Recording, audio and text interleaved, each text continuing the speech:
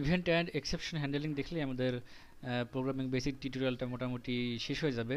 Next পার্টে আমরা কিছু অ্যানিমেশন তৈরি করব, তারপরের পার্টে কিছু গেমস তৈরি করে আমরা এই টিউটোরিয়াল পর্বগুলো সব শেষ করে দেবো। তো ইভেন্ট বিভিন্ন রকমের হতে পারে, যেমন mouse click event, mouse hover event, mouse drag event, তারপরে কিবোর্ড ইভেন্ট হতে পারে, কিবোর্ড কি আপ কি ডাউন কি প্রেসড, বিভিন্ন রকমের ইভেন্ট হতে পারে। তো আমরা জাস্ট আজকে শুধু মাউসের ক্লিক ইভেন্ট এবং কিবোর্ডের কি প্রেস ইভেন্ট কিছু ইভেন্ট দেখব। আমি বলছিলাম যে টিউটোরিয়ালে এইচটিএমএল কিছু দেখাবো না, তো তারপরে ওইখানে যেহেতু আমরা ইভেন্ট হ্যান্ডলিং দেখাচ্ছি তাই আমাদের কিছু এইচটিএমএল কোড লিখলে ভালো হয়। আর আপনারা যারা এইচটিএমএল জানেন তাদের জন্য ভালো, যদি একটু শিখে আসেন, বেসিক ধারণা নিয়ে আসেন তাহলে আরও ভালো। তো আমি জাস্ট একটি বাটন তৈরি করতেছি এবং আউটপুট দেখানোর জন্য একটি ডিভ নিচ্ছি এইচটিএমএল এ, যেখানে আমরা ইভেন্টের এক্সাম্পলগুলো দেব।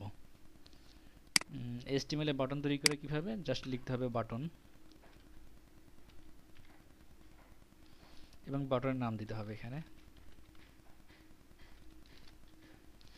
আর আমরা একটি ডিভ নিলাম যেখানে আমরা আউটপুটটা দেখাবো। এটার আইডি দিলাম আউটপুট। এটা একটা স্টাইল দিয়ে বোঝার সুবিধার্থে।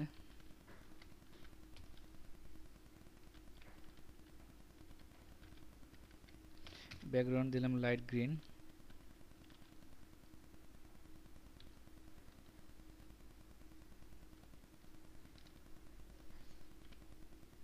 এবং এটার হাইট দিলাম 222 পিক্সেল। ওকে, তাহলে দেখি আমাদের আউটপুটটা কি আসলো।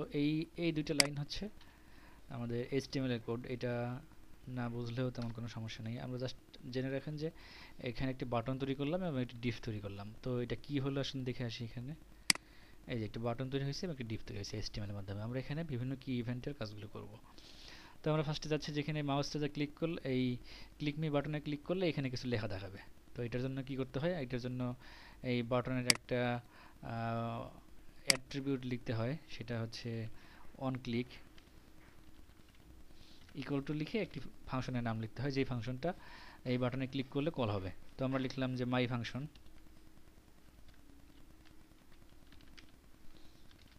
তার মানে এই বাটনে ক্লিক করলে মাই ফাংশনটা কল হবে। আর আমাদের স্ক্রিপ্টগুলো এখানে নিচে লিখি।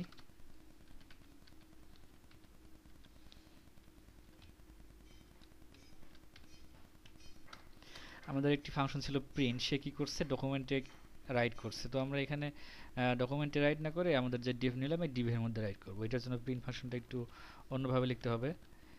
প্রিন্ট এর মধ্যে আমরা লিখব হচ্ছে ডকুমেন্ট ডট, সরি ফাংশনটা বানাইতে হবে।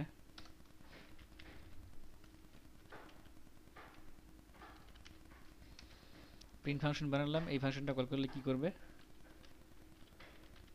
আগে ডকুমেন্টে রাইট করছে, এখন ডকুমেন্টে রাইট করবে না, এখন ডকুমেন্টের মধ্যে যেই ডিভের আইডিটা আউটপুট আছে তার মধ্যে রাইট করবে। এটার জন্য কি করতে হবে, document dot get element by ID এর মধ্যে আমরা যেই নাম দেবো সেই ডকুমেন্টে সিলেক্ট হবে। আমরা দিলাম এখানে আউটপুট ডট ইনার এইচটিএমএল নামে একটি প্রপার্টি আছে, এটা ইজ ইকুয়াল টু আমি যদি যা দেবো সেটা ওই ডকুমেন্টের মধ্যে রাইট হবে। আমি দিলাম এখানে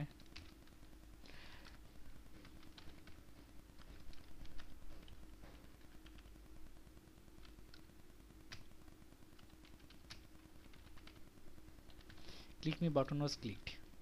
তাহলে কি হবে, সরি আমাদের এখানে যেহেতু আমরা মেসেজটাকে কল করব পরে, সুতরাং এখানে আমরা একটা মেসেজ দিয়ে দিলাম এবং এখানে এই মেসেজটা থাকবে এইখানে, এবং এইটা আমরা দিয়ে কল করব। তো আমরা সেটা কখন করব, যখন এই বাটনে ক্লিক করবে তখন মাই ফাংশনটা কল হবে। আমরা এখানে মাই ফাংশনটা ডিফাইন করে আসি। মাই ফাংশনটা কেমন হবে, মাই ফাংশন কি করবে, প্রিন্ট করবে। প্রিন্ট করবে হচ্ছে এই ভ্যালুটা, এই ভ্যালুটা প্রিন্ট করবে, এই মেথডটাকে কল করবে। এই মেথডটা তখন কি করে, ডকুমেন্ট আগে ছিল আমাদের ডকুমেন্ট ডট রাইট, এখানে ডকুমেন্টে রাইট না করে একটা ডিভের মধ্যে রাইট করবে। তো চলুন দেখে সেটা কাজ করে কিনা। রিলোড করলাম, এটাতে ক্লিক করলে এখানে আমাদের ক্লিক মি বাটন ওয়াজ ক্লিকড লেখাটা কল হলো। এটা দেখলাম আমরা মাউস ইভেন্ট। তো এখন আমরা দেখবো হচ্ছে কি ইভেন্ট, মানে কিবোর্ডের কোনো কি প্রেস করলেই কোনো ইভেন্ট ঘটবে। তো সেটার জন্য কি করতে হয়, সেটার জন্য আমরা আরেকটি কাজ করি, সেটা হচ্ছে আমাদের যে উইন্ডো অবজেক্ট আছে তার মধ্যে ডকুমেন্ট প্রপার্টি আছে, অবজেক্ট ডকুমেন্ট অবজেক্ট, সেই ডকুমেন্ট অবজেক্টের একটা কি লিসেনার অ্যাড করব। তো সেটা কীভাবে অ্যাড করে, সেই কোডটা আমরা এখানে পেস্ট করে লিখে দিচ্ছি। এখানে আমরা document dot add event listener, ডকুমেন্টের মধ্যে অ্যাড ইভেন্ট লিসেনার নামে একটা মেথড আছে। সে কী করে, তিনটে প্যারামিটার নেয়। একটা হচ্ছে কি ডাউন, মানে হচ্ছে যখন আমরা কিটা ডাউন করে প্রেস করবো, মানে যখন ডাউন হবে তখন এই ইভেন্টটা কল হবে। সে কোন ইভেন্টটাকে কোন ফাংশনটাকে কল করবে, মাই ফাংশন। এখানে যদি অন্য কোনো ফাংশন দিই, যে মাই ফাংশন একটা আছে অলরেডি, আমরা দিলাম যে মাই ফাংশন 1, মাই ফাংশন 1টাকে কল করবে। এবং ফলস মানে হচ্ছে এখানে ডিফল্টভাবে ফলসই দেওয়া থাকে, ফলস মানে হচ্ছে এটা অন্য কোনো ইভেন্ট নিয়ে কাজ করবে না। তো যাই হোক, আমরা এখানে document dot add event listener key down, মানে যখন আমরা ডকুমেন্টের মধ্যে কোনো কি ডাউন করব তখন এই মাই ফাংশনটা কল হবে। তো আমরা সেই মাই ফাংশনটা লিখে আসি।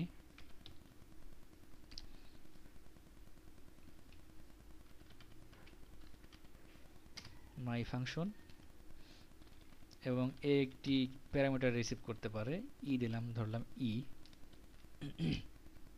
এই ইটা হচ্ছে কোন কিকে প্রেস করা হয়েছে সেটা নিয়ে একটু অবজেক্ট পাঠায়। তো আমরা এই এর অবজেক্টের মধ্যে একটি গেট কি কোড নামে একটি প্রপার্টি আছে, যেটা কি করে সেটার কোন কিটা প্রেস করা হয়েছে সেটার একটি আস্কি কোড রিটার্ন করে। আসলে আপনারা জানেন যে প্রত্যেকটা ক্যারেক্টার, কিবোর্ডের প্রত্যেকটা character, event space, inter, error কি, এগুলোর জন্য একটি আস্কি কোড থাকে।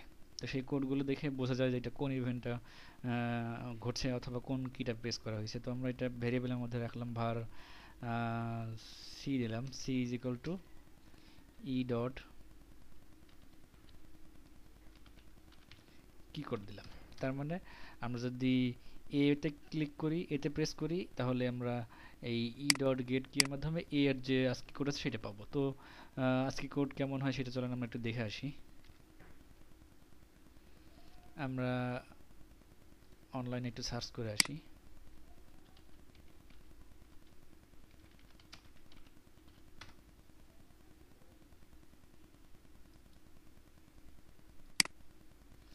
এই যে দেখেন, এখানে বিভিন্ন কিয়ের জন্য বিভিন্ন রকমের কোড আছে। যেমন এখানে 65 থেকে হচ্ছে এ শুরু হয়, 65 মানে হচ্ছে এ।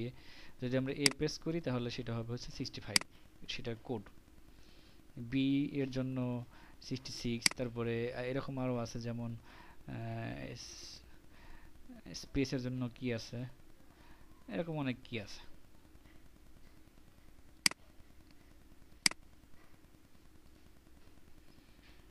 তো আমরা কোন কিটা প্রেস করা হয়েছে সেটা বোঝার জন্য আমরা এখন সুইচ স্টেটমেন্ট ইউজ করব। সুইচের মধ্যে আমরা এই কোডটা দিয়ে দেবো, দিয়ে দিলাম সি। এখন যদি এ হয়, আমরা দেখলাম যে এর জন্য আজকে করে হচ্ছে 65। তো আমরা কেস 65 আমরা কি করতে চাচ্ছি, এই কেসে আসলে প্রিন্ট দেবে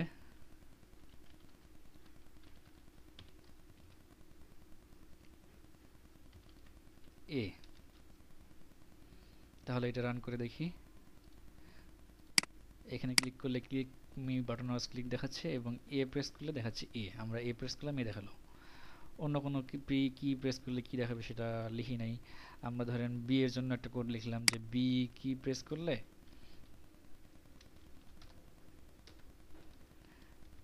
এখানে অবশ্যই ব্রেক দিতে হবে। বি এর কোডটা হচ্ছে 66, তাহলে আমরা এখানে বি প্রেস করলে দেখাবো বি। আর আরেকটা হচ্ছে অ্যারো কি এর জন্য একটা লিখি, অ্যারো কি এর লেফট অ্যারো কি এর জন্য মেবি 37, আমরা দেখি কেস 37। আমরা সেই ক্ষেত্রে কি প্রিন্ট করব,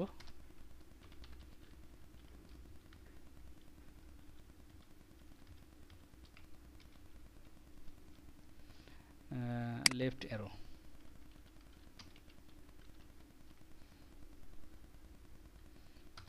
এবং আদারওয়াইজ আমরা প্রিন্ট করব হচ্ছে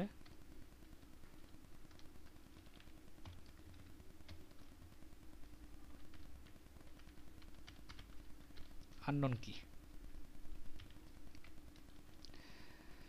তো আমরা দেখি এটা আসলে কাজ করে কিনা।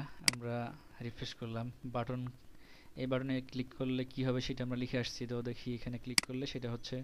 তারপরে আমরা বলছিলাম যে এ বাটনে ক্লিক, এ কিতে প্রেস করলে এ দেখাবে, দেখাচ্ছে। বিতে ক্লিক করলে বি দেখাবে। কিভাবে লেফট এরোতে চাপলে লেফট এরো দেখাবে, এবং আদারওয়াইজ অন্যান্য যে কোনো কি চাপলে দেখাবে আননোন কি দেখাচ্ছে। তো আমাদের মাউস ইভেন্টও কাজ করছে এবং কি ইভেন্টও কাজ করছে। তো এবং মাউস এবং কি ইভেন্টগুলো ইউজ করে আমরা গেম তৈরি করতে পারি। গেম তৈরি করার সময় এগুলো অবশ্যই কাজে লাগবে, এই জন্য আমরা এই কি ইভেন্টগুলো দেখালাম। তো আশা করি বুঝতে পারছেন। এরপরে আমরা দেখব হচ্ছে এক্সেপশন হ্যান্ডেলিং বা এরর হ্যান্ডেলিং। এক্সেপশন হ্যান্ডেলিং এর জন্য আমরা সব কোড মুছে দিলাম, আমাদের ডকুমেন্ট ডট রাইটটাই রেখে দিলাম।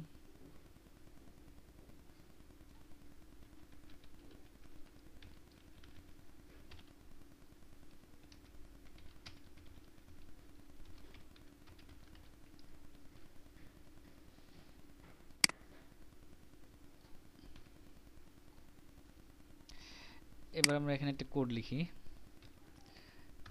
যে অ্যালার্ট নামে একটি মেথড আছে, আপনারা জানেন। অ্যালার্টের মধ্যে আমরা যেটা দেব সেটা অ্যালার্ট করবে ইউজারের কাছে, এবং লাস্টে প্রিন্ট করলাম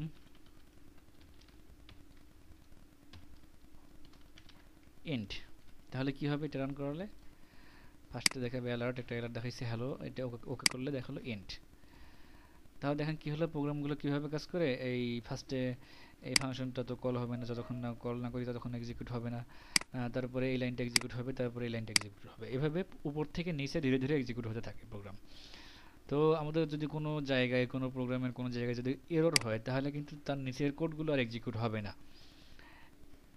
তাহলে আমাদের একটা সিম্পল যদি এরর হয় কোনো লাইনে, তাহলে তার নিচের অনেক গুরুত্বপূর্ণ কোডগুলো এক্সিকিউট হবে না। এটা একটা বড় প্রবলেম। তো এই প্রবলেমগুলো সলভ করার জন্য আমাদের আসছে হচ্ছে এরর হ্যান্ডেলিং বা এক্সেপশন হ্যান্ডেলিং। তো এটা কীভাবে কাজ করে দেখেন, আমরা এখানে লিখলাম হচ্ছে অ্যালার্ট। আমরা যদি লিখি অ্যালার্টস, এই নামে তো কোনো মেথড নাই, তাহলে কি হবে? প্রোগ্রামটা রান করালে এখানে দেখেন কিছুই দেখাচ্ছে না। আমাদের লাইন হচ্ছে এই লাইনে এরর, বাট তার পুরো লাইনটাও দেখাচ্ছে না। যখন এরর হচ্ছে তখন এই প্রোগ্রামটা থেমে যাচ্ছে এখানে। তো এই প্রবলেমগুলো সলভ করার জন্য আমাদের আইডেন্টিফাই করতে হবে যে কোন কোডের মধ্যে এরর থাকতে পারে। সেই কোডগুলোকে ট্রাই ব্লকের মধ্যে লিখতে হবে। লেখার পরে তার মধ্যে যদি আমরা কোড লিখি, এই ট্রাই ব্লকের মধ্যে যে কোডগুলো লিখি এর মধ্যে যদি এররও হয়, সেই এররগুলো আমরা হ্যান্ডেল করতে পারি। কিভাবে? এখানে আমরা ক্যাশ একটি ব্লক লিখব, CATCH, এর মধ্যে আমরা এররটাকে রিসিভ করতে পারি। তো আমরা এখানে ERR নাম দিলাম। এখন তাহলে কি হবে, এর মধ্যে যদি কোনো এরর হয় তখন প্রোগ্রামটা টার্মিনেট না করে এই ক্যাশের মধ্যে চলে আসবে। তখন আমরা কি এরর হয়েছে সেটা আমরা এই প্যারামিটারের মাধ্যমে রিসিভ করতে পারি। তো আমরা যদি দেখতে চাই যে কি এরর হয়েছে, তাহলে প্রিন্টের মধ্যে সেই এরর ডট মেসেজ দিলে সেটা প্রিন্ট হবে, এবং প্রোগ্রামটা এখানে থেমে যাবে না। প্রোগ্রামটা এই কাজগুলো করার পরে নিচের লাইনগুলো এক্সিকিউট করবে। তো চলেন দেখে আসি আসলে কি হয়।